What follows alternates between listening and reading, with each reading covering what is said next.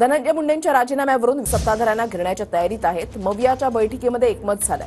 राजीनामा स्वीकारल्याची माहिती सरकारनं सभागृहामध्ये दिली नाही. विरोधकांचं असं म्हणणं आहे, राजीनामा स्वीकारल्याची माहिती मुख्यमंत्र्यांनी आधी माध्यमांना दिली.